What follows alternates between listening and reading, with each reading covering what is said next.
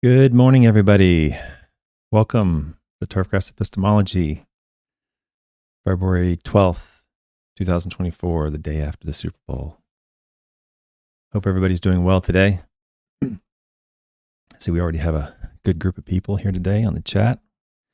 Randy and Andrew, Brady, Super, Looney, Western. Welcome, everybody.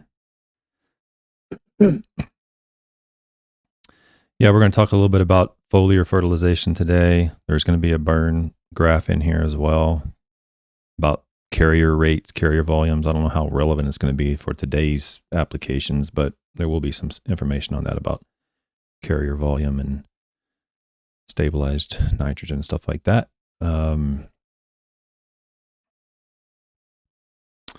Birds Lawn Care. Sorry, I don't know if I recognize that handle, but welcome if this is your first time. He asks in the chat, will a cool season lawn look better on a liquid program, thicker, darker green with iron added, etc.? That sort of concept comes up occasionally, liquid programs versus granular programs.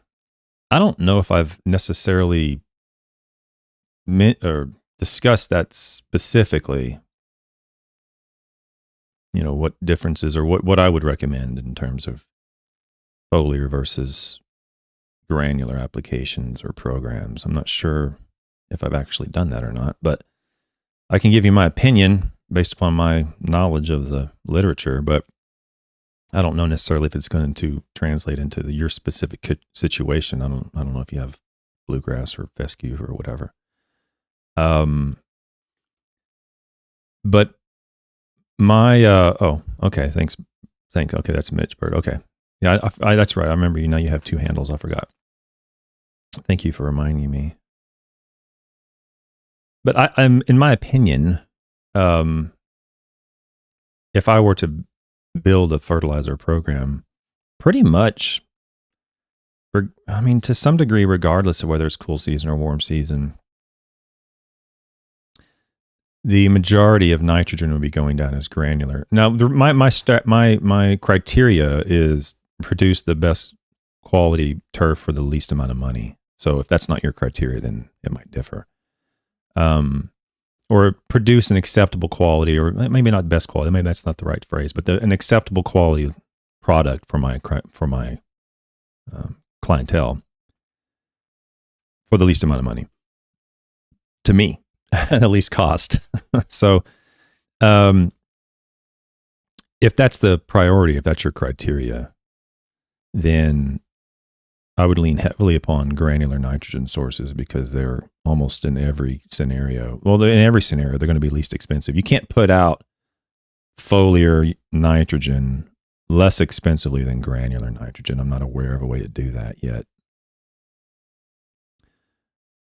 So, if that's true, then granular nitrogen would be the way to put out nitrogen would be through a granular form. And phosphorus, potassium, I would only put out when there's a deficiency. And if there was a deficiency, I would probably put that out as granular as well, because of the cost and the response of the response. The cost of the response is most likely less expensive than a foliar program. But after those three, NP and K as granulars, I would use pretty much liquid for most everything else, which would only really include iron. Well, with the exception if you're doing pH adjustments. If for some reason you wanted to adjust pH, I would do that as a granular, but pretty much everything else would be liquid, but for the most part, everything else would just include iron. There's really not much value, and I don't have hardly any confidence in applying micronutrients except for iron and to some degree manganese. You're not going to see much response of anything to the macros of like calcium or magnesium, and any of the micros like boron or zinc or anything like that. You're not going to really see much response to that at all, except for in extremely unusual situations. So will a cool season lawn look better on a liquid program? I mean, it would look fine on a liquid program. I mean, there's nothing wrong with that. It would be fine. It would just likely cost more money to do that. And I'm not talking, I'm not including the reality of business logistics. What I mean by that is, if you're not going to go out and buy spreaders because you already have the spray equipment, well, then spray it out. I mean, you already have the spray equipment, and vice versa. In other words, like the cost of the actual machines and the cost of logistically putting it out and all those things. If you have your program built in a certain way, then I don't know necessarily if I would sell the farm and buy all new equipment and put it out a different way. I don't know if I'd do that, but agronomically speaking is what I'm talking about. And then it's up to you all to figure out logistically what makes sense for your business in terms of finances. But agronomically, it's very difficult to beat a granular program of nitrogen and then only only apply phosphorus and potassium when it's deficient, or when you've had a pre-existing condition of low phosphorus or low potassium. That would be a valid reason to put it out. And then pretty much everything else is foliar. But it would look fine as foliar. If you did everything foliar, it'd look fine. It just costs more. That's all.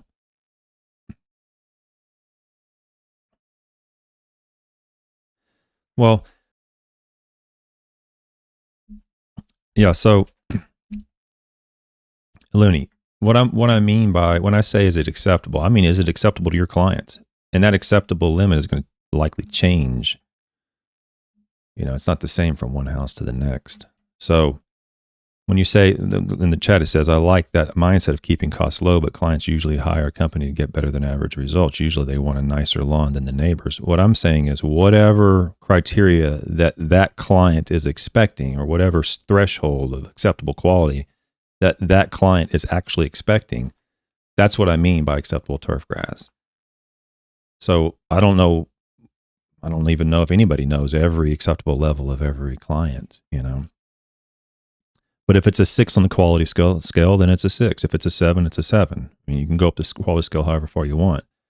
And let's just pick a 9. Let's say you had a max quality, 365 days of acceptable turf grass is one thing. 365 days of maxed turf grass is another thing. In both of those scenarios, it's extremely likely that they would both be achieved the least expensive manner through using granular nitrogen than foliar nitrogen.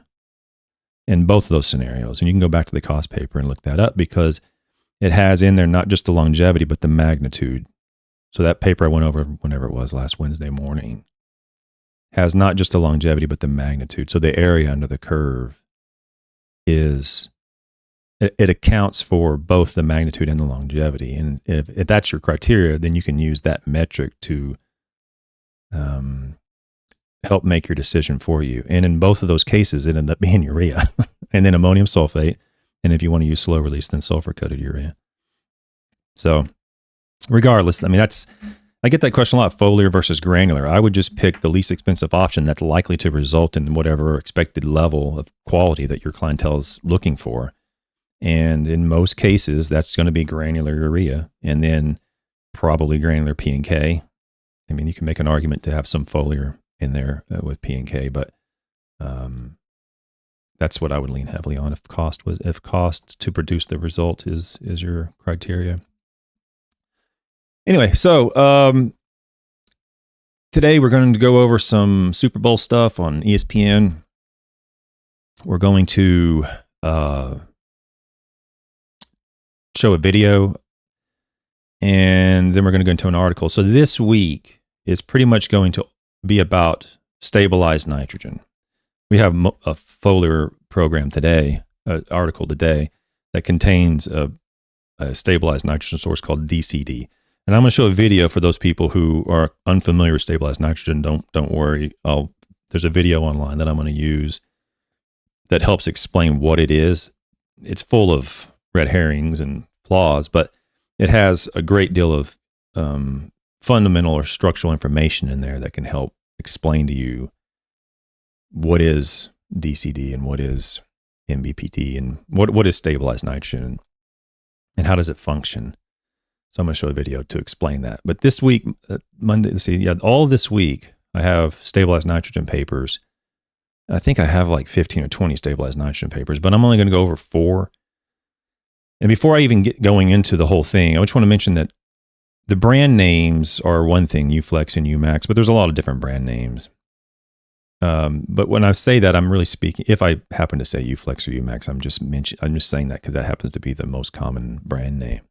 But I'm just speaking about stabilized nitrogen in general. It has nothing to do specifically with those brands per se.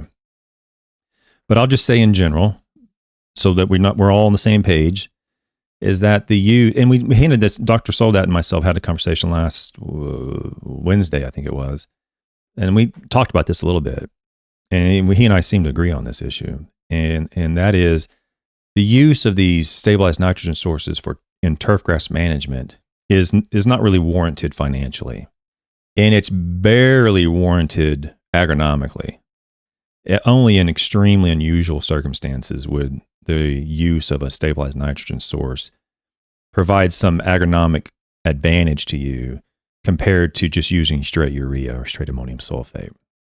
So I want to make sure that's clear.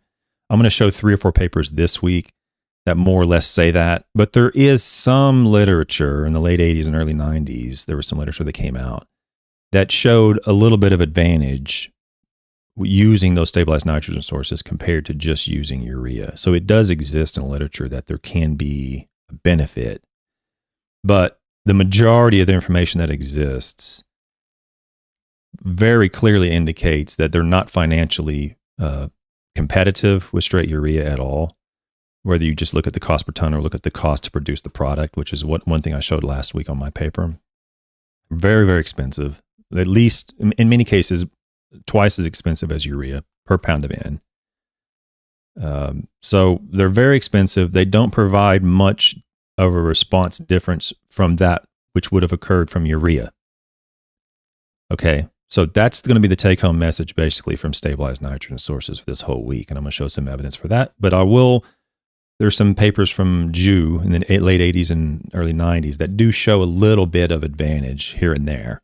So I'll make sure I'll show both sides, okay? But just understand one side is much more heavily weighted than the other, okay?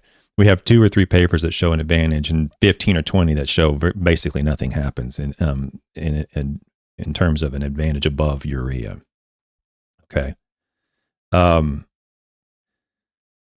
So just keep that in mind as we go through here. So Looney says, I like to use Umax, which is MBT, MBPT, and DCD, which is what is in this paper. Well, DCD is in this paper today. In with the weed control app, 1 spray pass does 2 treatments. Well, Looney, as you'll see a response from the stabilized nitrogen sources, just like you'll see a response from urea. So let me get through this paper and then the next couple of papers, and then you always make up your own decision financially what makes the most sense for your business and your clients. I'll just say that the evidence to support the inclusion of stabilized nitrogen sources for turfgrass management is pretty weak compared to urea. So when you compare it apples to apples, side by side, there's very little benefit above that from urea. Anyway, we'll get to it. Okay, so let's do let me see if I can get to oops, that's not what I want. I want to get to, if I can get to it. Here we go. So let's see if I can get to this. Okay, so if you all remember last year, there was a lot of problems with the Super Bowl field. Players were complaining about it after the game. They're sliding, slipping all over the place. And I never really got much clarity from anybody as to what really happened or how did that occur. And one thing I found entertaining, this is kind of an unusual way of describing it, but I just found fascinating, is that before the Super Bowl, if you all remember, you can go back in the Wayback Machine and look at all these tweets. OSU, Oklahoma State University, which released the turfgrass that was used in the Super Bowl last year, the field last year, was talking about our OSU's turfgrass is going to be on the field. And I think even the president of Oklahoma State, or the dean, I can't remember who it was, tweeted out, it's fantastic to have Oklahoma represented on the Super Bowl field. And then after the game was just like awful in terms of traction. Players are changing their cleats, which is not uncommon, but they're still sliding all over the place. It was just it was one of the worst fields in the modern era to have a game on. And it was on the biggest, football game of the year. So it didn't bode well. And then after the game, a lot of those tweets disappeared. They deleted them off of Twitter. A lot of the social media, the people who were from Oklahoma State that was talking about how good it was, those suddenly disappeared, and you can go pull those up in the Twitter machine and find those. I thought it was interesting. The reality is that there's nothing. My position was that there wasn't anything particularly wrong with the turf grass. The turf grass they use is fine. There must have been something else going on. It must have been some other strange phenomenon or unusual management practice or something. Who knows what? But the turf grass itself, it's used all over the NFL and in other locations, golf and so forth, and it performs very well. So there was really no reason on the surface that the turf grass would be the culprit. Okay, but it got a lot of flack. So I've never really got a clarity as to really what was happening. I asked a few people, and they, I don't know if they're just being intentionally quiet about it or they just didn't know, but I never really got clarity on what exactly happened on the football field, on the Super Bowl field last year. And there's an article came out on ESPN a couple of days ago, and I don't know if it's true or not. I'm going to read it, and then we can discuss it, but it provides a little bit of insight as to what may have happened last year, and I thought that was something I'd want to go over today. So let's look at it. So the title is on ESPN. This was posted on February 9th, last Friday. Will the Las Vegas Super Bowl field hold up after NFL turf issues? Las Vegas, on January 9th, 2 days after the Las Vegas Raiders season finale at Allegiant Stadium, newly appointed NFL field director Nick Pappas posted a photo on X of the Raiders' rollaway grass field being ripped up to make way for the one-time use field for Super Bowl, whatever that is, 53 or whatever, to 58. I always forget Roman numerals, to be played 33 days later. So Nick, I know Nick. If I'm not mistaken, he came down and helped me quite a bit in Fort Lauderdale. I think he was working for a sportsville company in Fort Lauderdale at the time, if I remember correctly. He came over when I was doing my research down there, and I think it was Nick that came by and helped out a few times. So he's very knowledgeable and very, very good at what he does, and I guess he's running the show over there at the NFL field position, field director. In 12 posts over the next 30 days, Pappas gave his followers a behind-the-scene look at the installation and preparation for this year's Super Bowl field. He peeled back the curtain on how the grass was harvested, rolled up, and then laid out in a tray outside the stadium. Pappas shared photos of the field being lined and the logos painted. On Wednesday, he posted a video of the tray being rolled into the stadium. So if you don't know, Nick Pappas on Twitter, he's got a lot of really good marketing and press over this. And as from my perspective, in my interaction with Nick, he deserves it. He's a pretty good at what he does. At Super Bowl, what is that? So 58 at State Farm Stadium in Glendale, Arizona, the NFL made so this was last year. The NFL greenskeeper made greenskeepers available to the media for interviews 12 days before kickoff. This year, until his Thursday meeting with media, Pappas's Twitter feed had been the only window into the field he has curated. He hopes the field won't become the storyline as it did for Super Bowl 58 or 57. So yeah, no one wanted that. The NFL didn't want that. The players didn't want no one wants the field to perform the way it did. That was not. It was the story of last year's Super Bowl. Everybody remembers it was awful. So no one wants that. The last season's Super Bowl field, prepared by former NFL field director Ed Mangan, gave the Kansas City Chiefs and Philadelphia Eagles fits. Players slipped when they tried to cut as upturned divots dotted the field. Many, including Eagles quarterback Jalen Hurts, had changed their cleats, but that's not that uncommon. Players change cleats in the middle of the game all the time. So I don't know. I wasn't getting overly concerned about them changing their cleats. The issue was after they changed their cleats, it was still slipping all over the place.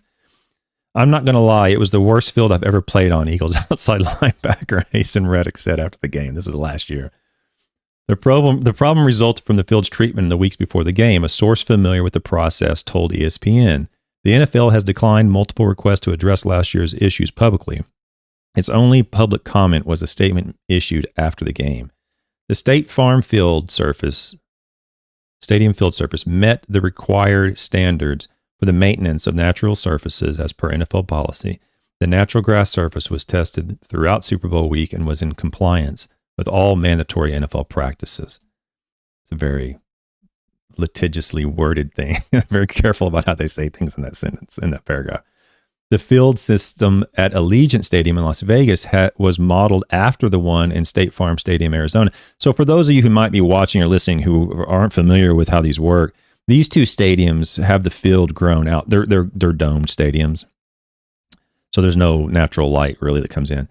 And, well, that's not true. There's not enough natural light to grow grass inside those dome stadiums, but the field grows outside, essentially in the parking lot, and it's sitting on a system that can be rolled into the stadium. So it's maintained and mowed and watered and fertilized and even painted. The first painting goes on outside the stadium. And then a few days before the game, they roll the whole field into the stadium, and then it's able to be played on, and they roll it back out. For those of you who might not be familiar with how the system works. So it was modeled after the Arizona field. The Las Vegas field is modeled after the Arizona field. Allegiant Stadium also has a grass field that sits on a tray that's rolled in for games and rolled out for maintenance, watering, and sun. How the field will hold up on Sunday at Allegiant Stadium is a major question. Excuse me. Okay. Is a major question. And rightfully so. It's similar to last year's field. I'm sorry, I got like 15 things going on right now on my screen. I'm trying to keep up with everything. I apologize for my issues here. The tray containing the field remained outside during a rainstorm Monday during the opening night ceremonies inside Allegiant Stadium. It was uncovered during the day, exposed to elements, but by the time the event ended after 8 p.m., it was covered by a tarp.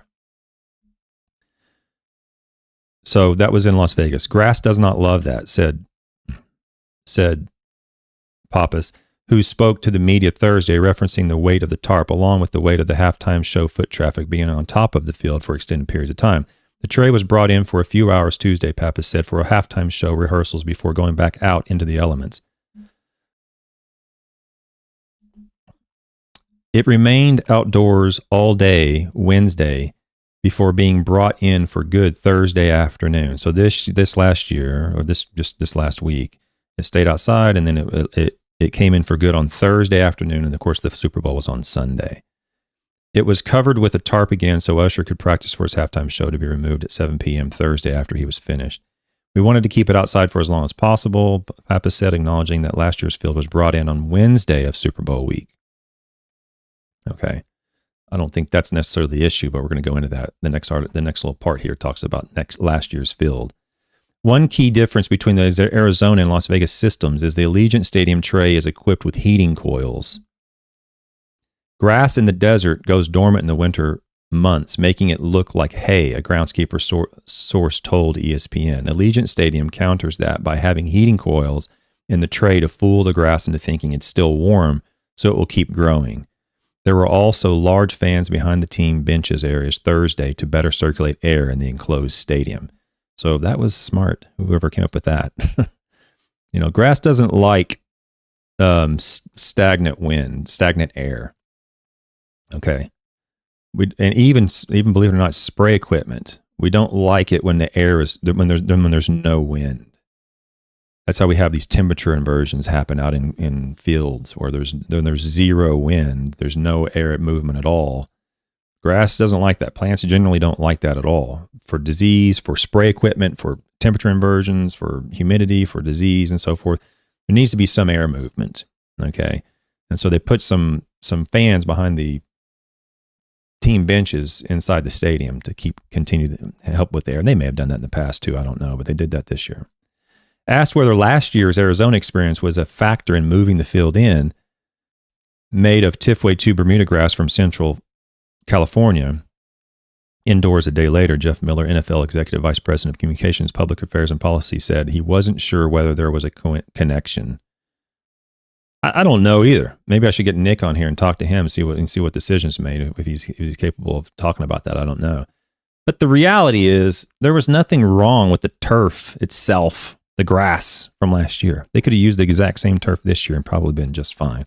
It has to do with the post hoc ergo propter hoc issue, where you say, well, this happened, we used this grass and this happened and there was a problem, so we're not going to use that grass again. Well, it could have happened with any grass. In reality, the way they managed it, which we'll get into in a minute, it probably would have happened with any grass. It just so happened to be the grass from Oklahoma State. I don't have my OSU shirt on. So I graduated from Oklahoma State, for those who don't know. And if there's one place, there's two places I would live if I lived in Oklahoma. One would be Tulsa and one would be Stillwater, just so everybody knows. I'm an OSU fan. Asked whether, and I might live in Tahlequah for reasons that I'll probably never go into. For those people who might know where Tahlequah, Oklahoma is, it's a very pleasant place I have fond memories of that place. So Tulsa, Tahlequah, or Stillwater. That's where I'd probably live if I lived in Oklahoma. Asked whether last year's Arizona experience was a factor in moving the field. Oh, I already said that. He wasn't sure whether it's connected. Okay. When they're moving it out there during the course of the game week, they want to make sure it's getting some sunlight, Miller said Thursday. So it lives outside oftentimes in the morning. The rain over the last couple of days has affected how they've chosen to treat it. They obviously want to be careful around halftime rehearsals and stuff to make sure that they have time to remediate the field after people have been running up and back on it. So it performs as well as it can. So that was last year's. So basically, they took it in on Thursday this year. For anybody that follows Nick, you caught up with that on Twitter. He was doing a pretty good job talking about what he's doing and what they were doing and so forth. They kept it out. They slid it in. They pulled it back out. They're mowing it. They're painting it. They're watering it and so forth outside. And they put it on Thursday. Okay. So now let's see what happened last year. I'm mentioning this. It's really not funny because it's awful what happened, but there's some insight as to what potentially happened, and it may not have happened. I don't know. I'm just reading what ESPN has here, and it looks like some insider whistleblower kind of gave them an idea of what happened, and whether or not it did happen, I don't know. But we're going to read it here. Last year's Super Bowl field strand was chosen by Megan, who had, that means just the Turfgrass used. Was chosen by Mangan, who had worked with the field at 35 Super Bowls. Tahoma 31 is Bermuda hybrid, overseeded with rye. And that's going to be key. So Bermuda hybrid overseeded with rye. Tahoma 31 is not that. Tahoma 31 is a Bermuda hybrid. Okay, it's just Bermuda, and then rye is a separate issue. Okay, they act like Tahoma 31 is Bermuda grass with rye in it. It's not the case. With rye, created at Oklahoma State University. The USGA funded its creation, and the strand has become popular with NFL and Major League Baseball teams as well as golf courses across the country. It was developed to withstand cold, drought, disease, and wear and recovery well from traffic. All reasons Mangan chose it. And to be frank, I probably would have been fine with it too. I mean, Tahoma, Latitude, Tiffway, Tiff Tough, all those grasses have unique characteristics, but all of them probably would have been fine. I mean, in terms of the turf itself, it's not the turf, in my opinion, what is that resulted in the problems. Okay, it's how they managed it. The Chiefs and Eagles both have Tahoma 31 in their stadiums, as do the Rose Bowl, Los Angeles Coliseum, Dodger Stadium, Angels Stadium, and Soldier Field, among others. So you're up in Chicago with this thing, all the way down to Los Angeles with the same grass. Okay. So it works. Not an issue with the turf, the Bermuda grass, cultivar itself. One decision, however, changed the course of how the field played last year. Okay, so here's a little bit of the insight. And you all probably knew this. I didn't know it until I read this. About 5 days before the game, the field at State Farm Stadium in Arizona was rolled in, which is way longer than it was supposed to be in there, according to a source familiar with the process. So I don't know who this source is, but it sounds like they got some anonymous tipster or something that talked to ESPN when they probably shouldn't have been. I don't know. But familiar with the process, this source was. There are two primary reasons for the early arrival. Number one was that rehearsals for the national anthem, Rihanna's halftime show, and other game time entertainment could take place on the field. So that was the first reason it went in early, which is fine. And I wouldn't even say it's early. It just went in on the day it went in, Wednesday, I guess it was. And then number two was so temporary stands and suites could be built on the south end of the stadium after the sod was rolled in. So they had two logistical reasons why they had to have the field in. They needed one to have Rihanna do her halftime practices, and then one, they needed to build some temporary stands around. And they needed the field in there to do that. So makes sense to me. But right before the Super Bowl field was rolled in, Mangan's team watered it, which is not uncommon. Multiple sources said immediately the groundskeepers who were helping prepare the field knew it was a bad decision. So let me just say something here. I don't think that that's true. If the groundskeepers knew it was a bad decision, I don't know who was maintaining the field down there. Why didn't they say something? Why didn't they talk to Mangan? Or maybe they did and he didn't listen. I don't know. But if you know it's a bad decision, speak up at the time. Don't wait until after people are slipping and sliding all over the place and it looks horrible on TV and everybody gets a bad rap for it. Okay? I mean, if you know it's a bad decision, tell them. Say, hey, there's too much water on this field. And maybe they did do that. Maybe the groundskeeper was, barking at him saying, hey, you're putting too much water in, and he ignored it. I don't know what happened. But I'm not convinced that the groundskeepers knew immediately that it was a bad decision. It's very common to water these fields before they go in because they're not going to have any water or any sunlight. Well, they're going to have any application of water or any sunlight to the degree you need to. Once that field rolls in underneath that stadium for the next 3 or 4 days, there's not going to be any sunlight or any applications of water while it's inside. So they water it before it goes in. I think the issue that they're saying is they watered it too much. Okay. It got put inside the stadium way too early and it was soaking effing wet. It was literally, that's what it says in here, soaking effing wet when it went in there. One source familiar with the process said, and once it got in there, it couldn't breathe. It was musty in there. It stunk. And yeah, it was disgusting. So it sounds to me that what happened was, let me finish this and I'll tell you what it sounds to me like. There's only 2 more paragraphs. The field was covered with a tarp which had the lines of a field painted on it so the show could rehearse and hit their marks for about 8 hours a day, the source said. And then Yang Shi says, once the rye gets wet, it becomes exceedingly slippery. So Yang Shi, no offense to Yang Shi, I love you, but you're trying to deflect there. I don't think it had anything to do with the ryegrass. He's trying to deflect it from the turfgrass that he developed onto the ryegrass that they overseed at the end of the Bermuda. I don't think that's necessarily what was happening. One, I don't know, okay, and I don't think he knows. I think what happened was, whether it was Tahoma or whether it was Latitude or whether it was Tifway or Tiftuff or whatever, they overseeded it with rye and then they soaked it with water, okay? And because of that, it was the excessive amount of water that resulted in probably some rot or decay of the grass. Okay. And it says down here, the last thing it says, it was taking a beating and it was dead by game time, the source said. It was an ice skating rink. Okay. So when that grass or any grass starts to rot or decay, there's going to be some exudation of the sap and the internal cell constituents that are very, very slimy, to say, for lack of a better word. And when that happens, and anybody who's done any greenhouse research and overwatered your pots or left for the weekend and left the irrigation running and you go back in, you see all that slime on that surface of the soil or slime on that turf grass in those pots. For this, I'm talking about research here.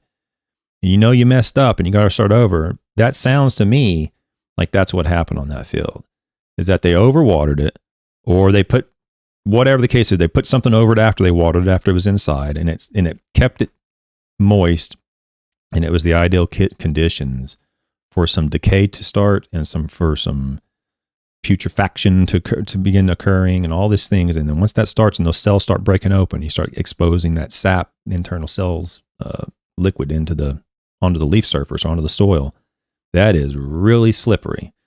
So if that's what's happened, and if, all this is true, what this anonymous source is saying, if that's actually what occurred, in my opinion, that's very likely why it was so unplayable. And it didn't have anything to do with the Bermuda.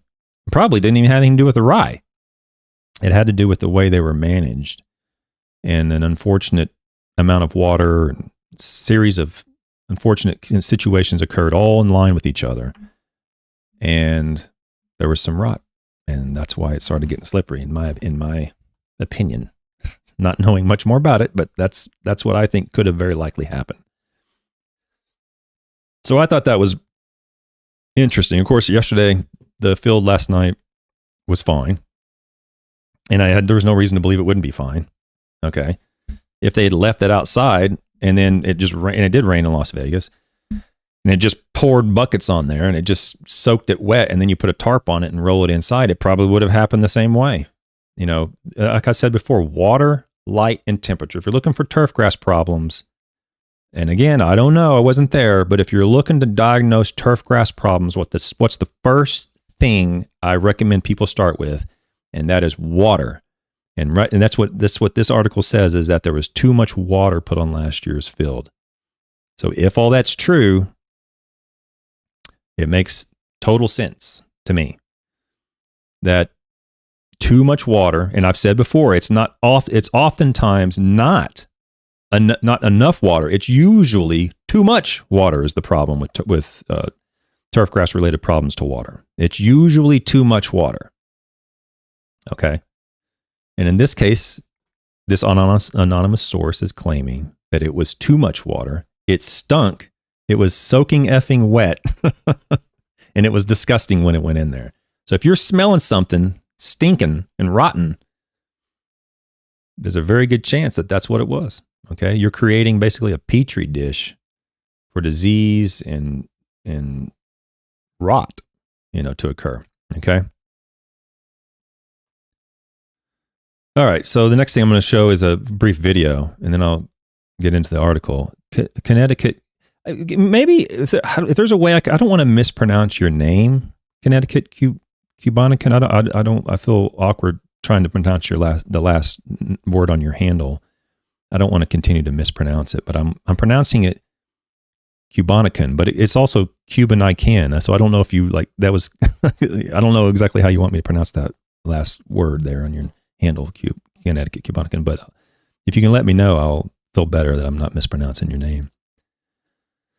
You said, I think the lawn care nut is listening to the research. He hired some scholars and they were on his latest live show. Oh, really? Promoting more organics and less mill organized. Oh, really? They're reading the wrong papers. So they're promoting organics and less mill organized. So I guess that's for the phosphorus. I don't know. Yeah, I don't know. I saw a video. Actually, I haven't even got through it all the way because it just makes me sick to my stomach even watching it. But I saw a video with the lawn care nut talking to, he had two guys on there about soil testing. They were soil testing and spreading all sorts of completely erroneous and flawed misinformation about these resin beads for soil testing. And I'm going to go into that to a great extent. I'm going to go into that a lot whenever I do get into soil testing. And I'll just say this, is that the most reliable and consistent method to predict whether or not the soil has sufficient nutrients, the most reliable is the extraction with usually an acid, but it can be several other extractants. But even those methods are not as, I'm not as confident with those methods as you might think. I'm confident with phosphorus to a great extent, but not so much with potassium or magnesium and some of these other elements. And those are the ones we have the best confidence with. So when you take that to another level, when you're dealing with the ionic resins and exchange resins and so forth, my confidence drops through the floor. Okay, it doesn't matter how many marketing sheets they have and how many they sell. What matters is whether or not they have a correlation between the value that they take off of that bead and a turfgrass response to that element.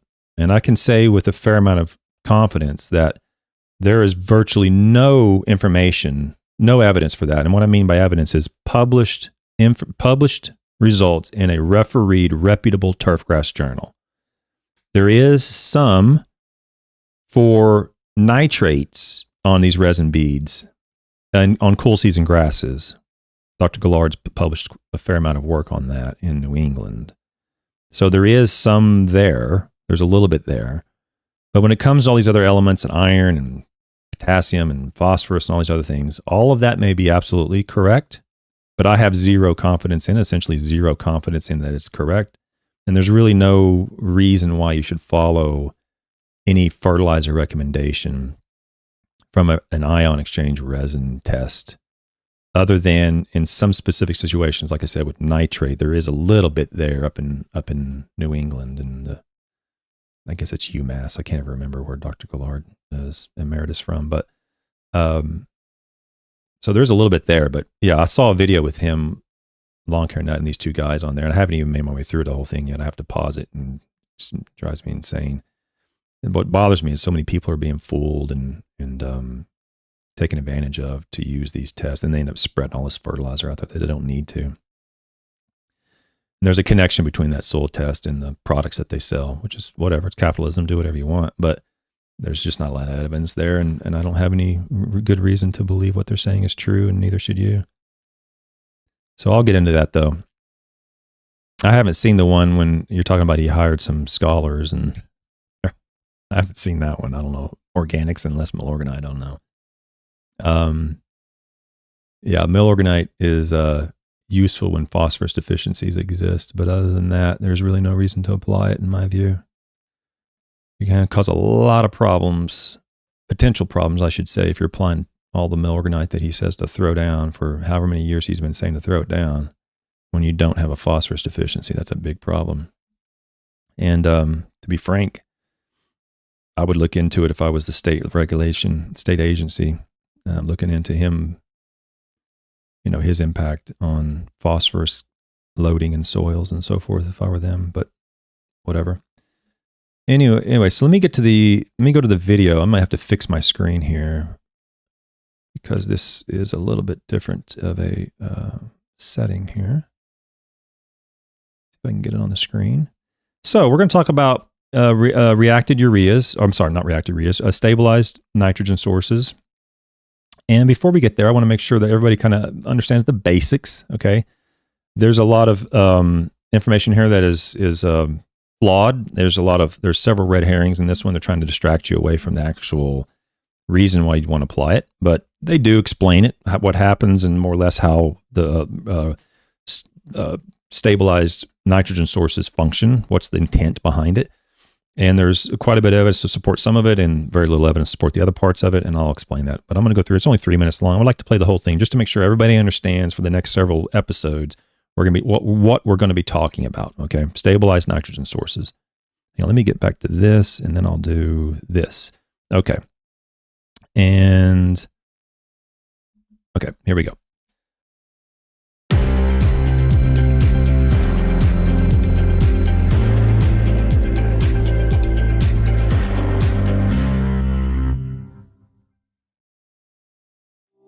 Urea has been a nitrogen source in fertilizers for decades.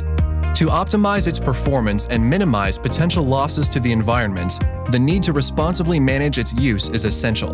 To get this done, let's first take a look at some of the challenges that need to be overcome. Non-amended urea begins to break down and release nitrogen as soon as it comes into contact with moisture in the soil environment. If it is not watered in soon after application, some of the nitrogen will be lost to the atmosphere through volatilization.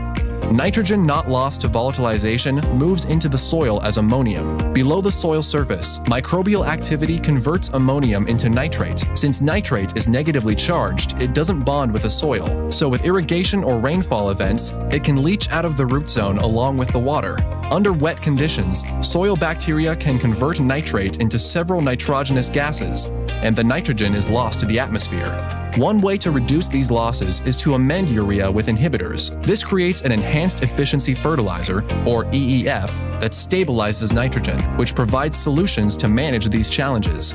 The most effective way to do this is with dual inhibitors that work both on and below the soil surface. On the soil surface, a nitrogen source with a urease inhibitor, such as NBPT, limits the process of volatilization, which is the conversion of urea to ammonia gas. Even if irrigation or rainfall is delayed, more of the nitrogen has time to make its way into the soil, reducing the potential for loss. Adding a nitrification inhibitor, such as DCD, slows the conversion of ammonium to nitrate below the soil surface. This extends the time nitrogen is available in the ammonium form, so more can be taken up and used by the turfgrass. This helps to minimize denitrification and leaching. EEFs that incorporate dual instead of single inhibitors are proven to be the most effective in allowing time for nutrients to move into the root zone and stay there longer. They also provide these unique advantages: readily available for quick green up and a turfgrass response of up to 12 weeks. So just so we're clear here is that what they're saying is mostly accurate in terms of the mechanism of what this is doing. This is from Allied Nutrients, by the way, their YouTube channel. So I'll explain a little bit further when it's going in, but he says 12 weeks of extended release. This is sort of the, I don't know, I can't remember the name of this flaw, but they're saying this product will last because they have this nitrification and urease inhibitor, denitrification and urease inhibitor in there. The response will last for up to 12 weeks. That's not accurate. The response will last for up to 12 weeks without it. In other words, it's not lasting 12 weeks because it's in there, because these additives are in there. It's lasting 12 weeks because urea will last, the turfgrass response to urea will last 12 weeks. And that study I did a couple, last week or whatever I showed, where I'm applying urea at 1 pound and 2 pounds, and I'm waiting for 4 months. Then I applied it again and waited for 4 months and applied it again, waited for 4 months. So I have a 4-month gap, 120-day gap between, so a 16-week gap basically between applications. And the nitrogen from urea, the turf response from urea didn't last the entire 16 weeks, but it lasted a very long time, and it was equivalent to all the other nitrogen sources. So I want to make sure we're clear is that this is an example of how you can be easily fooled when you go, oh, it'll last 12 weeks. Yeah, okay, I should get this product. I should use Uflex and Umax, and I should use this DCD and NBPT. I should use this because I need a 12-week release. I'm not going to come back to my next client for, I'm on a 12-week cycle, or I'm not going to come back to that fairway. I'm not going to reapply it. I'm not going to go back to the football field for, 3 months or 4 months. I should include this in my fertilizer. What I'm trying to say is that it might actually result in a turfgrass response for 12 weeks, but that turfgrass response is likely to occur from urea anyway. And the results from last week's paper showed that. And the results from all these papers that I'm going to show this week are going to show that. The response is going to be equivalent to what would occur from just straight urea anyway. There are some papers, like I said, in the late 80s and early 90s that showed a little bit of advantage in terms of uptake of N, a little bit of advantage in terms of quality of response from these stabilized nitrogen sources. There's a little bit in there, so it does exist, but the majority is exactly what I just said. You're going to get that same response. Whatever you're going to get from this, you're probably going to get from urea anyway. That's the way to look at it. And it's going to cost about 2 times as much money from using these products compared to urea. I'm not saying you're going to get a reduction in price of your bag, because you might not be pricing your bag right. You might not be getting the salesman to, understand and get the price down, but you can't have urea cost equal to or greater than these products. These products are always going to be more expensive because you're adding a component to it. And in general, it's around 2 times more expensive. So if urea is $600 a ton, this is going to be around $1,100 or $1,200 a ton. It's not 5% more, or 10% more, or half, or 50% more. It's usually around 2 times greater than urea. All right, let's finish this off, and then I'll come back. Talk about stable performance across varying soil and weather conditions. Since granular stabilized nitrogen is water soluble, it is equally effective when spread dry or dissolved in a spray tank, and it is compatible with most spray tank inputs. When you use stabilized nitrogen fertilizers with dual inhibitors and enhanced efficiency technology, nitrogen stays available to the plant longer, allowing for more nutrient uptake. See, that sounds convincing. Stays available for the plant longer and allowing for more nutrient. It does sound like a good story. I'll admit it does sound good. But when we go out and we measure it, and we go out and we actually account for everything, we balance everything out, and then we see, we measure what happens to the turf in terms of growth, in terms of quality, in terms of uptake, all these other things. The advantage is usually none. Usually there's no advantage at all in turfgrass systems. But when there is an advantage, which is rare, the amount that you're gaining is nowhere remotely close to the additional cost that you're spending, the money that you're spending on it. It's nowhere near that. Okay? So the argument it could be made, just like I said last week. Let's say you get another 10% uptake or 10% better quality from this product when you apply a pound of N from urea, and the costs, whatever it is, $2 a pound of N. Well, you applied a pound for $2. So $2. and you get 10, let's say you get 10% better uptake or whatever metric you want to use. Well, urea costs 63 cents per pound or whatever, a dollar. Let's say it costs $1 per pound of N.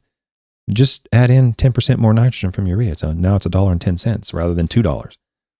That's sort of some basic fundamental understanding. It's not all there, and all the information is there you need to know. But that general concept is what I'm going for here. What really is the evidence indicates we should follow. This helps you get the most out of your nutrition investment while minimizing potential losses to the environment. So he said nutrition investment. That's the reason I showed this. So they're talking about being the nutrients as an investment, and it is an investment. And what I'm saying is I want something in return for my investment. And I'm not going to get back anywhere remotely close back to what I spent. In other words, when you look at the whole program, you're going to lose money basically by spending more of it on these sorts of programs in the majority of cases. Okay, you're not going to your margin is going to be reduced because your expenses went up using a product like this rather than just using straight urea in most cases. That's not only better for the turfgrass and your bottom line, it's a better way to fertilize. Yeah, no, it's not. I mean, you can say that, but as far as the evidence, there's not a lot of evidence to support that or saying it's a better way to fertilize. So it says a better investment, it's better for your bottom line, it's a better way to fertilize. So those are all claims that they're making on a marketing. And what I'm asking for, how do you know it's true?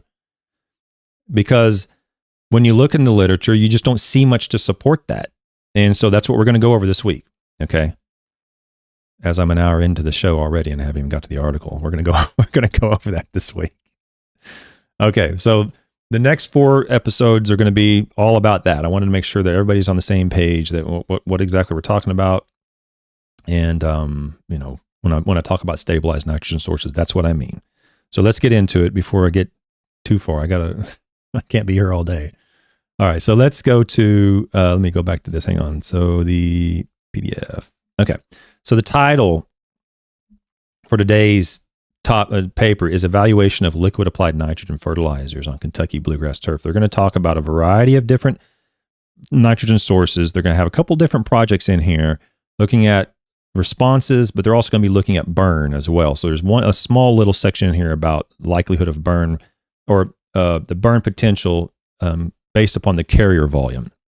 And don't get your hopes up too high. The carrier volumes in this study, this was done in 1986, aren't exactly what we would use today, but that's all they got. Whoops. That's what we got. Okay. So this was published in Agronomy Journal in 1986 by Spangelberg, Firmanian, and Werner. I don't know these first 2 authors. I heard Werner many times, but I don't know the first 2 authors. Anyway, let's get going. Okay, so I've highlighted a lot of the information in here. I'm just going to have to go through it. I'll go through it as quick as I can, and then I'm going to show some of the results in a PowerPoint presentation that makes it a little clearer. Lawn care professionals make 3 to 5 applications of fertilizer to a home lawn during the year. Because the customer satisfaction depends on a noticeable turfgrass response to the applied treatment, the lawn care companies generally use quick-release nitrogen sources because of its low cost, high water solubility, and relatively low salt burn or salt index compared to other soluble N sources. Urea is the predominant nitrogen source used by this industry. Urea is applied either as a spray with water or in a granular form. During certain times of the year, turf response to urea can dissipate before the next application of fertilizer can be made. Also, there is a potential for foliar burn because of the wide range of environmental conditions encountered in scheduling multiple applications to a large customer base. So I think that's a pretty good setting. In other words, the authors have done they have a general, this was 1986, but generally that holds true today. So they have a pretty good argument to say this is why we need to look into this particular topic. And I keep hitting the wrong button here.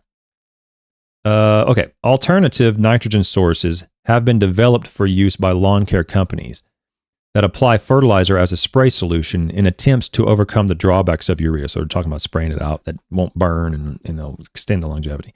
These include a suspension nitrogen source called fluff and a solution nitrogen source called formalin. Now, these 2 products probably aren't around anymore, but I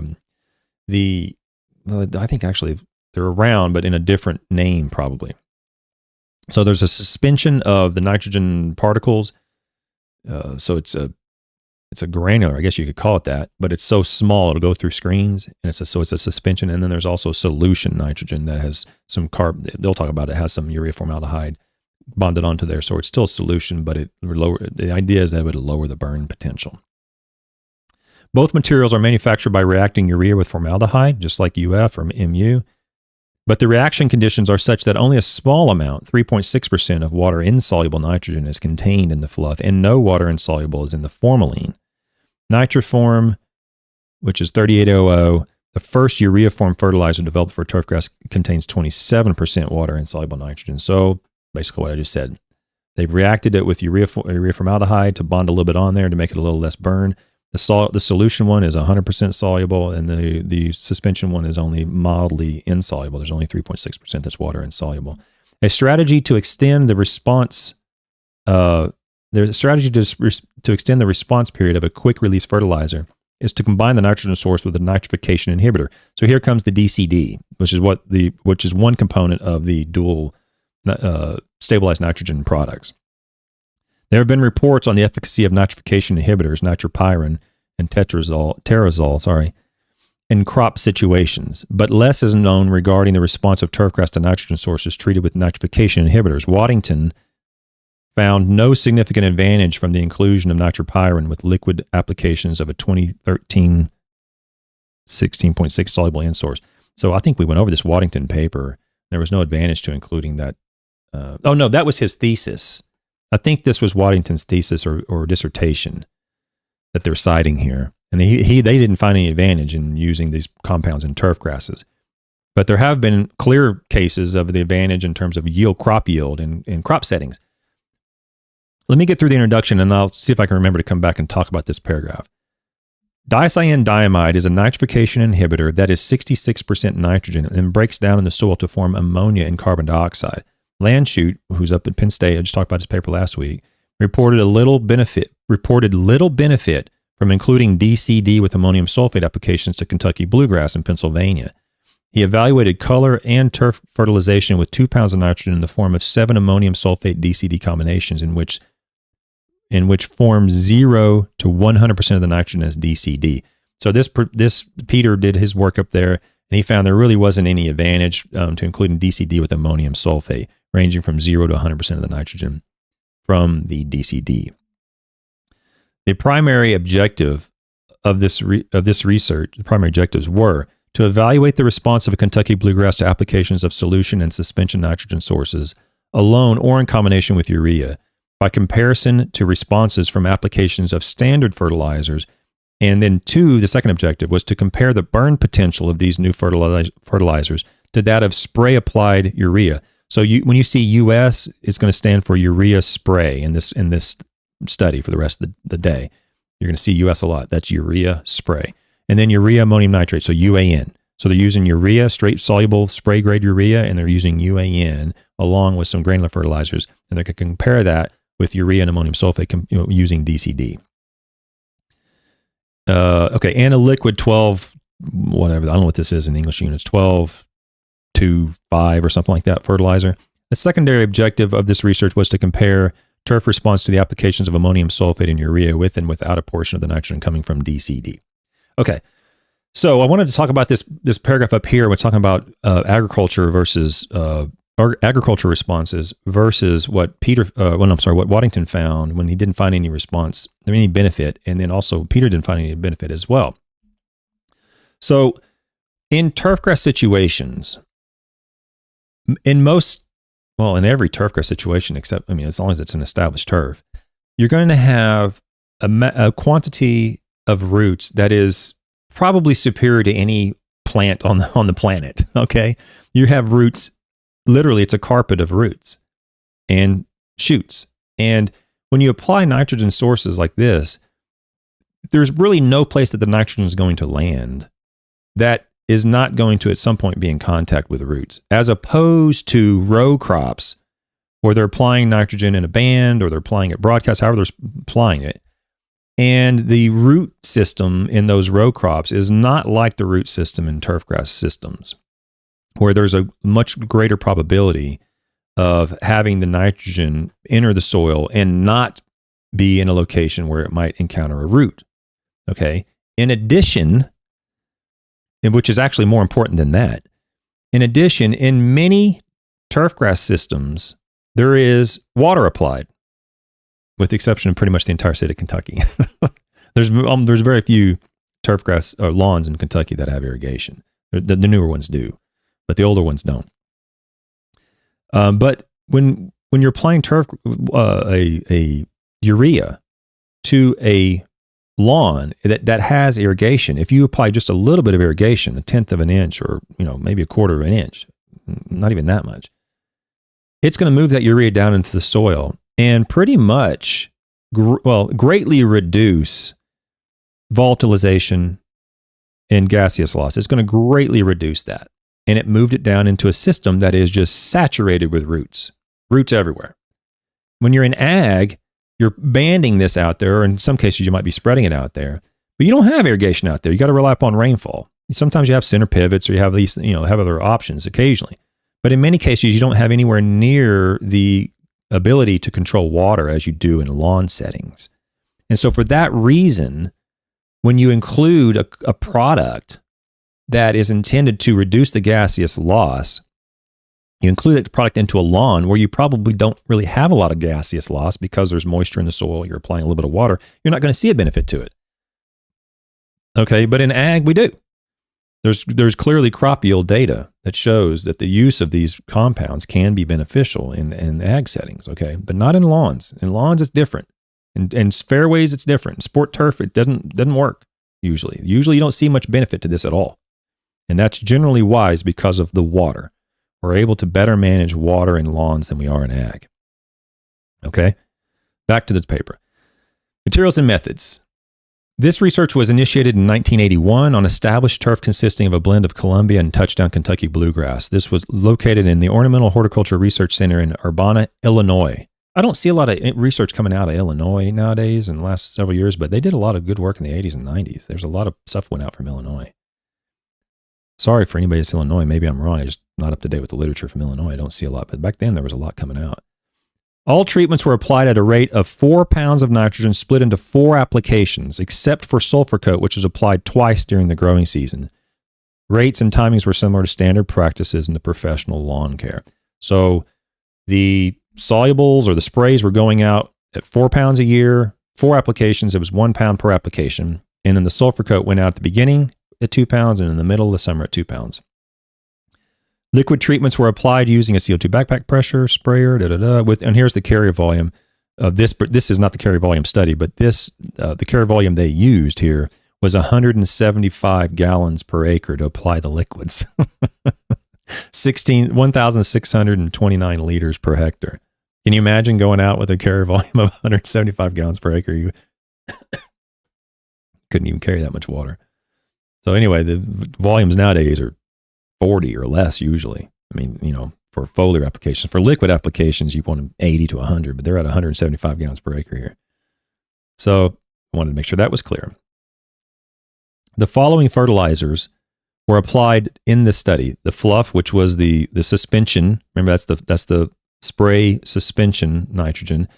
Oh, it says right here, suspension fertilizer consisting of low molecular weight, water-soluble and water-insoluble urea formaldehyde. Okay. Formalin, which is a nitrogen solution. Okay. Then it had formalin acidified with phosphoric acid. There's another treatment. I'm not going to go into every single treatment because there's a bunch of them on here, but I'm going to explain basically what they used. Nitroform, powdered urea form, which is probably the powder blue product that you're probably familiar with today. It was applied as a suspension. Urea, the 4600, applied as either a granular or a spray. UAN, urea ammonium nitrate, just ammonium nitrate, just ammonium sulfate with DCD, sulfur-coated urea, granular urea with DCD. Additional treatments consist of urea combined with some of the other end sources. Okay? Turfgrass response evaluated, including turf color and fresh clipping weight, soil pH, and thatch accumulation were also measured. I'm not going to talk about thatch. We can, I'm tired of doing that. We did that a month ago. Go back and look at the playlist if you don't know about thatch. Turf color was visually rated on 1 to 9. On alternative mowings in 1981 and 1982, the growth rate of turf was evaluated by collecting clippings from an area of the plot. Clippings were returned to respective plots after weighing. Oh, I highlighted that because I never see that in science. Basically what the authors are saying is they return the clippings, but they even return the clippings after they weighed them back onto the plot that they took them from, which, that's an interesting way to do it. I don't do that, but it makes sense if you're going to return the clippings, go back. If you're not going to analyze the clippings, you're just going to weigh them, go back and put them back out in the plots. Yeah, I've never saw that in the literature where someone did that. That was the reason I highlighted it. Treatment means were evaluated for each date using planned single degree of freedom contrast as indicated in Table 2. Now, the reason I highlighted that is you're going to see in this paper some old school statistics, okay? Hang on, let me get a drink. Now, back in the day, there was this statistical purist perspective of statistics where you could only make as many comparisons as your degrees of freedom. So let's say you had 4 treatments, you had 3 degrees of freedom. You can only make 3 comparisons, but you have 4 treatments. So you can't make every possible combination of those because there's more than 3. Okay. Nowadays, the statisticians overwhelmingly agree that you can make multiple comparisons, as I do with the Glimmick's procedures and all sorts of various ways to do this. But back then, they were very strict, which is fine, no problem. But you're going to see statistics displayed in a way that is very different probably than what you're used to. But it doesn't mean it's wrong. In fact, it probably means it's more accurate than the other way. At least it's more, I think it's more conservative, but a statistician said, no, it's more liberal. I'm like, okay, well, whatever. It seems to me like I'm less likely of being wrong doing it this way, but I'm not a statistician. But I mentioned that because single degree or orthogonal contrasts are not really needed nowadays, but back then they were. So just be prepared. You're going to see some things that are a bit different than you're used to. Now here's the carrier rate study. A separate experiment was conducted to determine the burn potential of formalin. Remember, formalin was the solution urea formaldehyde, and fluff, which was the suspension urea formaldehyde, in comparison to urea ammonium nitrate, and a liquid 12-2-5 fertilizer, urea ammonium polyphosphate potassium chloride fertilizer. All fertilizers were applied at a rate of 1 pound of nitrogen per 1,000. Okay, and I'm going to talk about the carrier volumes in a minute. The fertilizers were applied on May 1, or basically the 1st of May, the end of June, the end of July, or the middle of October 1982 to an area adjacent to the first experiment using a randomized complete block design. Okay, so that's all the materials and methods. So I want to make sure what we're going over. We're in the early 1980s, 1981, 82, and 83. We're in Illinois. We have a field study where we're looking at a lot of sprayed nitrogen sources, including a nitrogen stabilizer on urea and ammonium sulfate. And we include just urea and just ammonium sulfate as well. We also included a suspension, and they also included a solution nitrogen source. That was one study.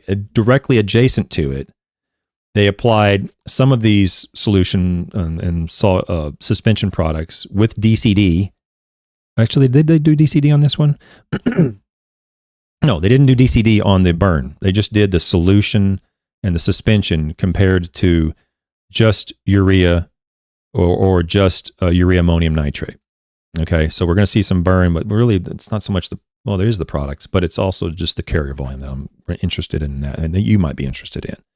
Okay, so the results. I'm most likely just going to show the results in the table format for the most part, and then there's a figure. I'm not going to read through it. I just highlight some to make sure I don't forget.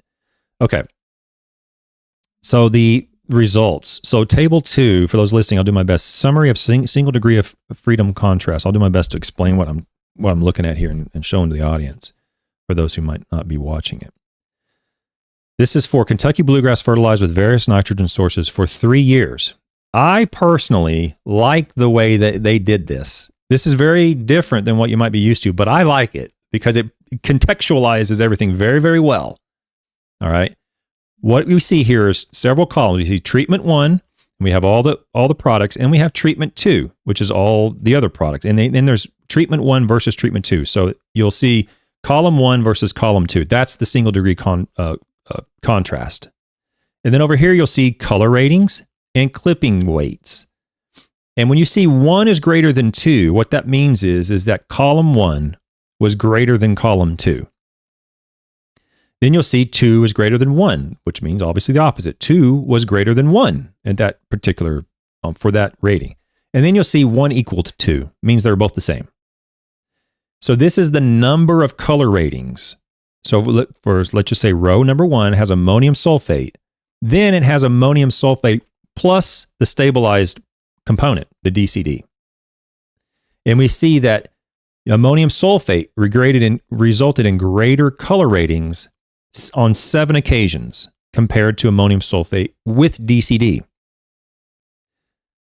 Then the next column is when was 2 greater than 1. We see that ammonium sulfate resulted in 1 color rating that was greater than ammonium sulfate on just one time.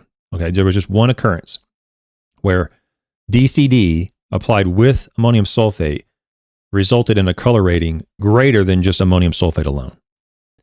Then we see 1 equals 2 in 28 ratings. It was the same.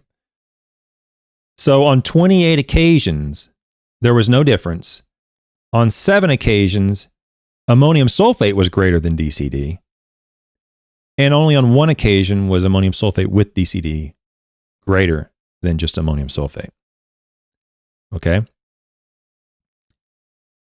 So out of, I don't know how they usually, I think they had 46 ratings, but they don't have 46 ratings on every single time. So in this particular row, they have 36 ratings. So out of 36 ratings, 35, there was either no difference or ammonium sulfate without DCD was the better option on 35 out of 36 ratings. Okay, so that's DCD with ammonium sulfate. But one can argue, well, it's ammonium sulfate. What happens with urea, right? Okay, well, let's look what happened with urea. When you have urea in DCD, 2 occasions, urea was greater than urea with DCD. 5 occasions, urea with DCD was greater in terms of color than just urea alone. And 39 occasions, they were the same on color. So 41 out of 46 ratings, there was either no difference or ammonia or urea was greater than urea with DCD. What is that percentage? So if you're going to spend money on DCD with urea, on Kentucky Bluegrass in Illinois, what's the chances of seeing a response? Hang on, 46. What am I doing wrong here? 5?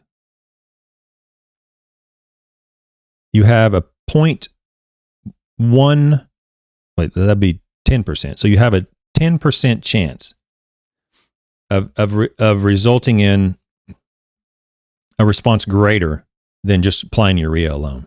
10% chance, color. So 90% of the time in this study, either there was no difference or urea was better in color. When you look at clipping volumes, or clipping weight, the urea, which is right over here, the clipping weights were the same. All 19 clipping events, there was no difference between urea and urea with DCD. So the growth didn't change. When you used ammonium sulfate actually resulted in 5 occasions where the growth rate was greater. Ammonium sulfate with DCD never resulted in a situation where the growth rate was greater. And 14 occasions, they were the same. So if you're looking for DCD numbers to support your usage of it, there's not much in this paper at all. Okay? Whether it was color or whether it was clipping weights, the use of DCD was not beneficial except for in like 10% of the time with color with urea. Oh, I'm so sorry. I'll go back. Thanks, guys. I'll do it again. I'm so sorry. Thanks, you guys. I am so out of it. I wonder how long I was talking.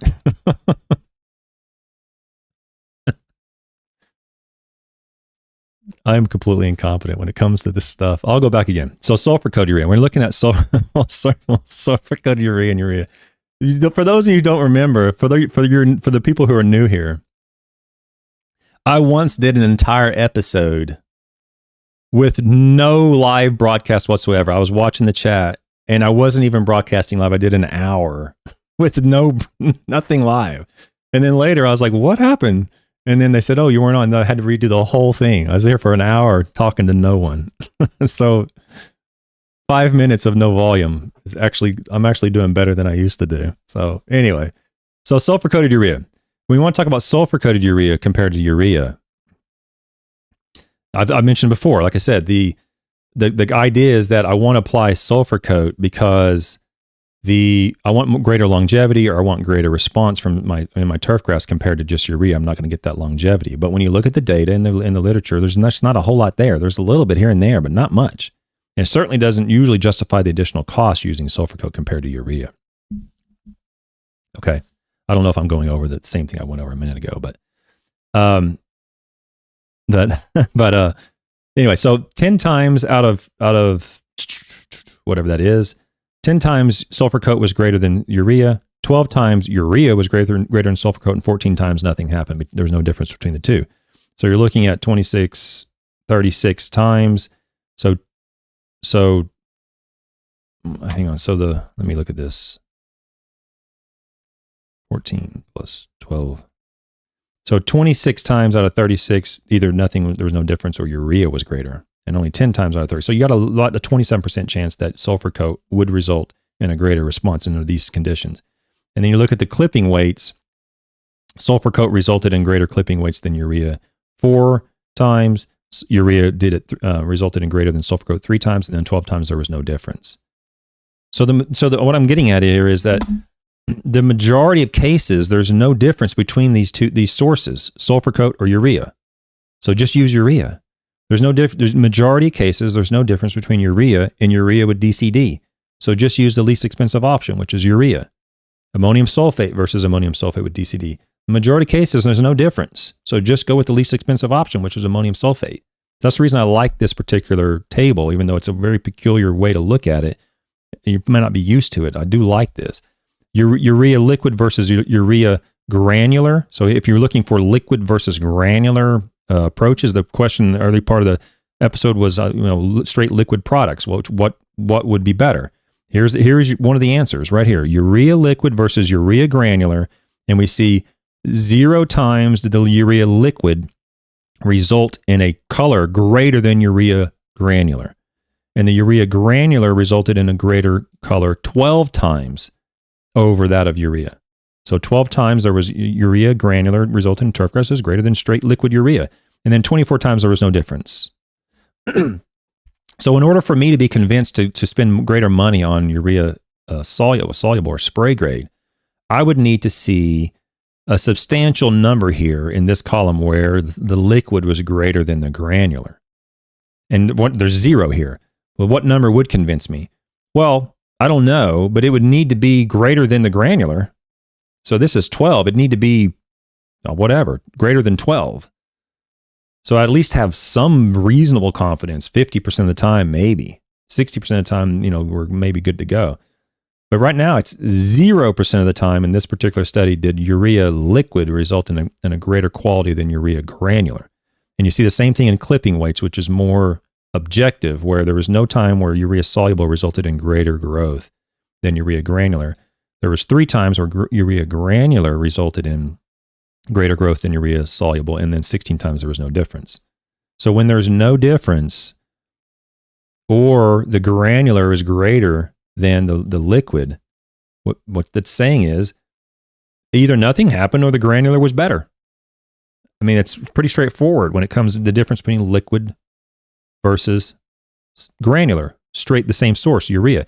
Now, if you want to start comparing the urea liquids versus all these sorts of solutions, so nitroform is the powder blue, the fluff is the suspension, and then the formalin is the soluble or the solution nitrogen sources. So these 3 here are all, you're still spraying them out. They're just a little bit of a different formulation compared to just straight urea liquid. Okay. Just 100% liquid. That's the least expensive option if you're going to do liquid.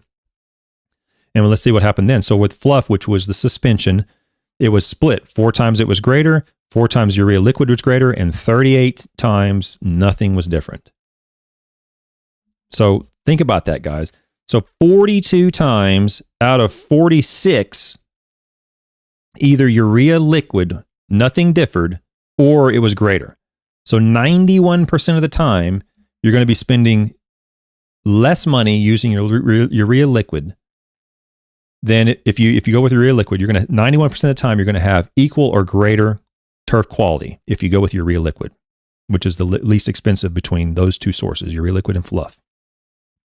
If you go to urea liquid versus Nitroform, which was I believe that's the powder blue product, it's also about split. 9 times powder, I won't say powder blue because I don't know if it's that, but 9 times Nitroform was greater than urea liquid. 10 times urea liquid was greater than Nitroform, and 27 times there was no difference. So 37 times there was no difference, or urea liquid was greater. Again, the odds favor urea liquid.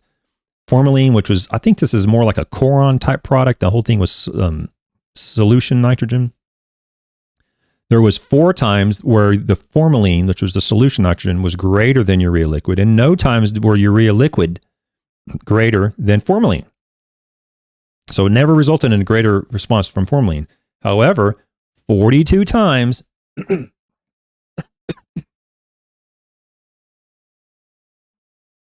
42 times, there were no difference. So you got, what do you got, a 10% chance?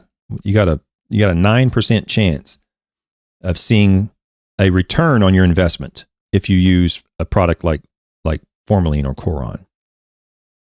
90% of the time you're not going to see, well, there's a 90% chance you're not going to see any additional advantage to using that product compared to just using straight urea liquid. I'm going to have to get a lotions. Hang on one second. Sorry, once I start talking so long, my throat starts getting difficult for me to speak. And then there's Nitroform and sulfur-coated urea. This is the powder blue, I think, or the suspension, and then this is just sulfur coat granular, and you see that sulfur coat granular resulted in 16 times it was greater than the powder blue, and only 1 time was powder blue greater than sulfur coat, and 21 times there were no differences. So this is a very important table. I'm sorry I screwed it up with no volume early on, guys. But I really encourage you all to consider looking at stuff like this table, where you're looking at it greatly contextualizes the results in terms of what's really going on. What's my chances of seeing a better response? Am I going to spend this much money on something? Am I going to get much return for it? And in most cases, we're seeing urea liquid is the way to go. I don't even see a case on here where urea liquid wouldn't be the option to go with. It's substantially, substantial evidence to stay with urea liquid if you're going to do a liquid, and stay with urea granular if you're vacillating between urea granular or urea liquid. Which one should I do? That's this column, or that's this row right here. Right there. That's the column you want to look at. Urea granular versus urea liquid.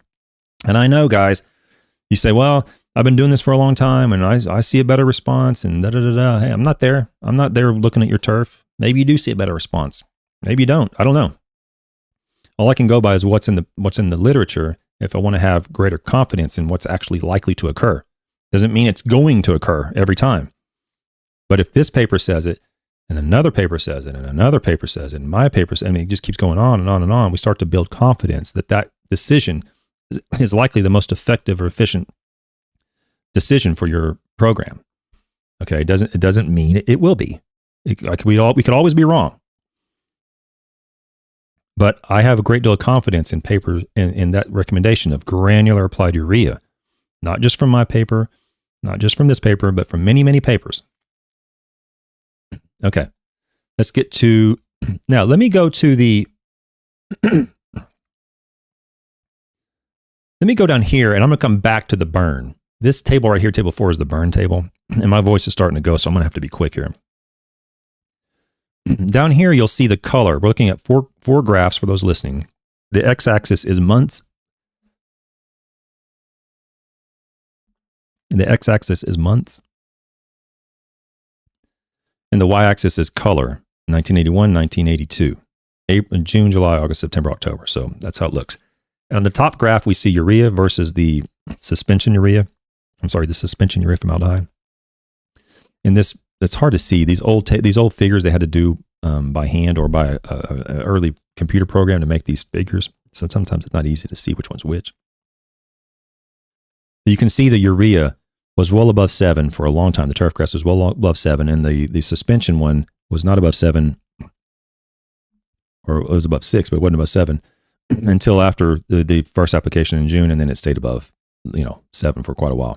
So there was some fluctuation, but both of these resulted in acceptable turfgrass. The SCU, we see it fluctuate early on in June, and then it starts to level off, and you start to see very, very consistent. This is what we'd like to see from every slow release source. There's a very consistent longevity of this curve. Whereas with nitroform or fluff, we see this up and down movement, relatively inconsistent, but acceptable. The color of 7 would be very fine. So this is what you'd expect to see from this. Remember, the sulfur coat was applied twice, 2 pounds in June and then 2 pounds around this point here in July or August, I mean. And then you see the same results down below with urea and fluff in 1982, where you see a great deal of fluctuation from both sources. Both are probably acceptable. And then the SCU fluff and nitroform in 1982 is nowhere near the response we see in 1981. We see SCU go up, and then it doesn't stay up. It goes back down and then comes back up very late in the season in 1982. So you don't see this plateauing of color that we saw in 1981. We don't see that in 1982, which is yet another reason why I do not recommend going out and doing your own research. Because you go out and do your own research and you see, okay, well, I didn't see anything happen from SCU. Well, you might just happen to hit it in the wrong year or in the wrong conditions. I didn't see anything happen from urea. Well, you might have just hit it in the wrong time, though. The conditions aligned just right, and that product didn't work that year. We do this all the time. We do many studies, and some of them are just complete flops because some strange thing happened that we couldn't account for, and we have to restart it over. You can't count the number of times that's happened with pesticide products, where it should control it and it doesn't, or it shouldn't control it and it did. There's all sorts of strange things happen. So you go out and do your own research, and you don't know how to account for these things. You can be convinced that it works, or you can be convinced that it didn't work when in fact it was some other factor. And I want to make sure people understand that before you go out and do your own research. Okay, I'm going to show the burn using using this figure. So the burn, if I can get this up, okay. The burn study, remember, it only contained this blended soluble product, a 12-2-5, whatever it was, and then it used urea, ammonium nitrate, and formalin, and then this was the solution, and then the fluff was the suspension. But look at the carrier volumes: 44 gallons per acre, 88 gallons per acre, or 120 gallons per acre. So what this is showing, or I think what the intention was, is to show that carrier volume matters. When they applied it at 44 gallons per acre, we saw about 6% foliar burn from this blended 12-2-5, whatever, and about 6 or 8% from the urea. And then the urea ammonium nitrate, look at urea ammonium nitrate. We're looking at 15-16% burn from urea ammonium nitrate. So there is a difference in these sources depending on what source you're spraying out. And when you increase and then the formula, the formalin and the fluff, which are the suspension and the soluble, the solution urea formaldehydes, there is essentially no burn from those products. So that would be a good reason to include products like that if that is your priority. To say, hey, I don't want to have any burn at all. I got a new employee, or I'm new, I don't know what I'm doing, and I want to make sure that I'm at least not going to burn my customer's lawn. Then that would be a valid reason to include the additional expense to include a solution or suspension spray product, because you are going to greatly reduce the probability of burning the turfgrass when you use those products. Okay, that's what this shows. I'm not going to worry about this blended one, but urea and urea ammonium nitrate, you can see that as we increase the carrier volume from 44 to 88, we don't really see a whole lot happen. If anything, we see an increase using ammonium nitrate. But when you go up to 120, where we're really putting out a lot of carrier volume, you see this reduction in burn from urea, and you see a huge reduction in burn from the urea ammonium nitrate. Okay, so carrier volume does matter when it comes to the likelihood of burning the turf. But keep in mind, I don't know how many people are going out at 120 gallons per acre. As an industry, I would say we're generally trying to go the opposite direction. We're trying to figure out how to apply the product with less volume. But I would say one key factor in that is to be aware that the probability of burn is there when you're going out these very, very low volumes, particularly if you're going out at a high rate of nitrogen at a low volume. The probability exists to burn the grass, tip burn the grass at these very, very low volumes when you're doing foliar applications. These were liquid applications, so the intent is to actually spray it out and have it wash off the leaf at that high of a carrier volume. Okay. All right, we're going to get to the last part here in the discussion, and then there's only 2 or 3 paragraphs I want to talk about, and then we'll be done. The differences between the urea spray grade and the fluff and the nitroform in our research were minimal, despite the fact that they represent a range from no water-insoluble nitrogen to 20 and 66% of the total nitrogen as water-insoluble, respectively. Landshut, using these same sources in a field study in Pennsylvania, found considerable differences in turfgrass color due to the treatments. Out of 44 rating dates, urea-treated turfgrass rated significantly higher than the fluff-treated turf on 18 dates and significantly higher for nitroform-treated turf on 36 dates. Landshut applied the fertilizer in the same manner that we did, but made 2 applications per year at 2 pounds of nitrogen rather than 4 applications at 1 pound of nitrogen. Thus, the differences in initial color between the 2 urea spray treatments and turf receiving the other treatments would be expected to be greater. In other words, Landshut went out at a higher rate with 1 app, and these guys went out with lower application rates, but they did the applications more frequently, and they just saw differences between those 2 studies. The sulfur coat treatment was applied 2 times per year at a rate of 2 pounds and has been done by other researchers, and that's the Hummel and the Landshut paper. I think we went over, if we didn't, I'll go over this Hummel and Waddington paper. The superior color ratings from this fertilizer may have been due to this specific application rate. So in other words, they went out at 2 pounds and they saw a difference, and that might be necessary. Now, nowadays, and especially in places like Florida, where we have these environmentalists who don't know science from a hole in the ground, and they go in there and they get the ear of these politicians, they start changing policies and making policies. The politicians will say, well, I have to do something. I have to make some decision. And they end up making a decision based upon no evidence. And they lower the maximum rate down to like 1 pound, which was the case in Florida for a while. And then we got to go back and tell them, hey, there's no science to back this up. Some of these slow release materials actually require a higher rate in order to take advantage of their characteristics. And in this case, the sulfur coat went out at 2 pounds. And if you went out at a lower rate, you might not see the same result. You need to get the pounds on the ground high enough so that the slow release that's being released each day or each week is sufficient to meet the turf demand for it. And so there's a reason why we need to keep the rates dependent upon the source, not just uniformly say across the board in the whole state of Florida, you can only apply 1 pound N per application if you're lawn care, or 0.7 soluble if you're lawn care, or whatever the case is down there now. Some of the slow release materials can be more efficient in terms of environmental impact, but they got to go out at a little higher rate in order to get the turf response. Anyway, based on our research, the most significant advantage of using either formalin or fluff is the reduced potential for foliar burn, which is what we showed. The lack of response to DCD, which is the denitrification inhibitor, the component they add to urea and to ammonium sulfate to enhance the efficiency, that's what it's referred to, or stabilize the nitrogen. The lack of response to DCD may have resulted from the excellent nutrient holding capacity of the Catlin soil. Nelson and Huber have indicated that in crop situations where nutrient loss is not a problem, there have not been yield responses to nitropyrin, which is another denitrification inhibitor. Okay, so basically what they're saying is DCD, we didn't have much happen there, and it may have just been due to the nutrients in the soil.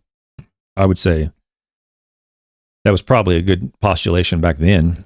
But nowadays, I think the majority of scientists in this field would say that the lack of response to these stabilized nitrogen sources is probably a result of the soil turfgrass system itself is just vastly different from row crops. And because of the management practices that we usually engage in turfgrass science, being usually watering it in, extensive root systems, moisture in that soil, because there's a covering of turfgrass and so forth, we just don't see much advantage to including it. At least this paper didn't at all. The advantage to the inclusion of slow release solubles or slow release spray grade, like the suspension or the solution, did not occur in the turf. It occurred from reducing the burn. Okay. So, sum this whole thing up. There was little to no evidence to include DCD to urea. Virtually no evidence to include DCD to ammonium sulfate. The color was either equivalent or greater when it was not included, the majority of the time. When it came to granular versus soluble or spray grade urea, the spray grade urea never resulted in a response greater than granular urea. The majority of the time, there was no differences. When there were differences, it was because the granular urea resulted in a greater response than the foliar urea, the liquid urea, I should say. Okay. When it came to the liquid applications, if you say, you know what, I got that, Travis, but I'm an all liquid person. Okay, no problem. If you're considering using the solution urea formaldehydes, or the suspension urea formaldehydes, or the nitroform urea formaldehyde, the suspension products, in your foliar program, this in table 2 showed that the use of just straight urea liquid was most likely the way to go, because the inclusion of the suspension or solution slow release nitrogen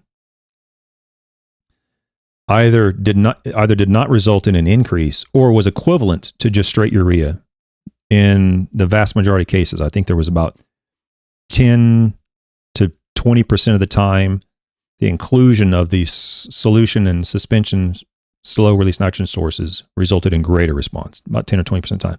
So about 80% of the time, there would be no advantage to augmenting your urea liquid with some other slow release nitrogen source in it. So that's sort of the summarization of this study. Okay. I think that's all I wanted to go over in that. Okay. Sorry about the volume problems and the microphone problem. That's all I got for today. I may have an author on this week. I'm working on that. I'll be working around his schedule. If he's able to come on this week, I'll work around his schedule. Otherwise, it'll be me. We'll be talking about stabilized nitrogen sources for the remainder of the week. I'm going to leave you with a little music. I had someone mention they missed having the music at the end of the show, so I'm going to throw in some more music. I'm a little surprised no one's caught on to this particular band. I mean, they're not known, but I would think Shazam could pick it up, but maybe not. I don't know. Maybe they've got to be able to pick it up. Anyway, if you want to know who this band is, just ask me and I'll tell you. It doesn't bother me any, but apparently Shazam's having problems with it. Guys, I'll be back tomorrow morning at 10 a.m. Until then, be kind. I'll see you tomorrow. Bye.